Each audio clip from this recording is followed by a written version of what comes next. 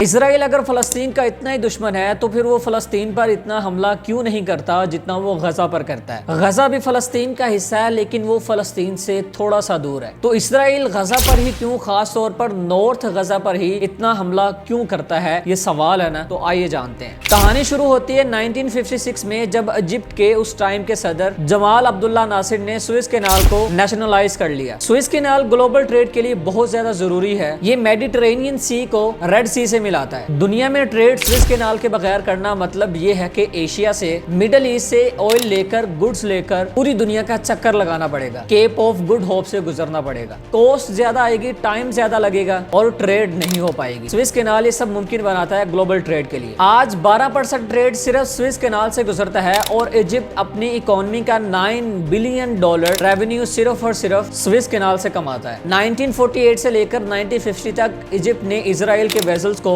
گزرنے نہیں دیا اور اسرائیل کی ٹریڈ کو مشکل ترین بنا دیا۔ 60s کی دہائی میں سوئس کینال کو 8 سال کے لیے بند کر دیا گیا، مطلب پھر سے اسرائیل کے لیے مصیبت کھڑی کر دی گئی۔ اگر سوئس کینال سے اسرائیل کا راستہ روک دیا جائے تو اسرائیل کی ٹریڈ رک جاتی ہے، اسرائیل کی راتوں کی نیندیں حرام ہو جاتی ہیں۔ اسی کے چلتے 60s کی دہائی میں اسرائیل نے اپنی کینال بنانے کے خواب دیکھنا شروع کر دیے اور انہوں نے اس کو نام بین گورین کینال دیا۔ دراصل یہ بین گورین کینال ایک کروڈ میپ ہے۔ اس ڈیزائن پر اگر کینال بنی تو فلسطین کی آبادی کو متاثر کیے بغیر اور ان کو نقصان پہنچائے بغیر ہی بنائی جا سکتی ہے۔ بلینز آف ڈالر کی انویسٹمنٹ ہوگی اور 300 کلومیٹر کی یہ کینال بنائی جائے گی۔ لیکن اسرائیل نے ایک نیا ڈیزائن بنایا اپنی کوسٹ کو بچانے کے لیے اور اپنا وقت بچانے کے لیے۔ اس کو سیدھا بنایا اور غزہ کی پٹی سے لے کر جاتا ہے، لیکن اس کا مطلب یہ ہے کہ غزہ کے لوگوں کو ڈسپلیس کرنا پڑے گا، غزہ میں بمباری کرنی پڑے گی، کمٹمنٹ کرنا پڑے گا، معصوموں کا قتل کرنا پڑے گا اور اسرائیل اس پر تلا بیٹھا ہے۔ آپ میں سے کافی سارے لوگ شاید نہ جانتے ہوں، اسی طرح کی ایک اور کینال ہے پاناما کینال، اور پاناما کینال پر اس سال کے آخر میں بلیک راک نے قبضہ کر لیا ہے۔ دراصل پاناما کینال گلوبل ٹریڈ کا 5% آپریٹ کرتی ہے، سوئس کینال گلوبل ٹریڈ کا 12% ٹریڈ کرتی ہے۔ یعنی یوں سمجھ لو کہ دونوں کینالز اگر یہود کے ہاتھ لگ گئی تو اس کا مطلب ہے کہ دنیا کا 17% ٹریڈ پر ان کا قبضہ ہو جائے گا۔ یہ سب باتیں میں کیوں کر رہا ہوں؟ یہ سب باتیں میں اس لیے کر رہا ہوں کہ کل کو اگر ہمارے ملک میں اسرائیل کے خلاف آواز بلند ہو